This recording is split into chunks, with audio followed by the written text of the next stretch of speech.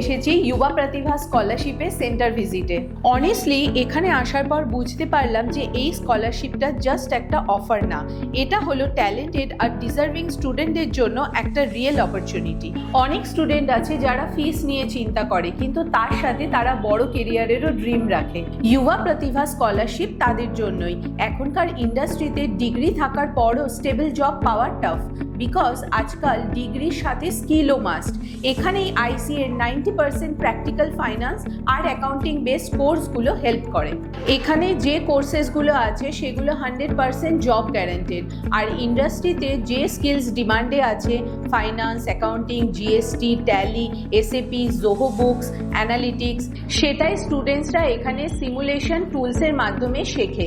তাতে করে যখন তারা জবের জন্য অ্যাপ্লাই করে তখন আর কোনো সমস্যাই হয় না। এই ফিল্ডে গ্রোথের অপরচুনিটিটাও হিউজ। ইন্ডিয়াতে ফাইন্যান্স অ্যাকাউন্টিং এর রোলের ডিমান্ড দিন দিন বাড়ছে। এমএনসি গুলো ইন্ডিয়া থেকে অ্যাকাউন্টিং ফাইন্যান্স আউটসোর্স করছে, মানে রাইট স্কিলস থাকলে ইন্টারন্যাশনাল ক্লায়েন্টসের সাথে কাজ করারও অপরচুনিটি খুব বেশি। আর সব থেকে বড় কথা, এই ফিল্ডটা রিসেশন প্রুফ। একবার স্কিল বিল্ড করে নিলে লং টার্ম কেরিয়ার বানানো যায়।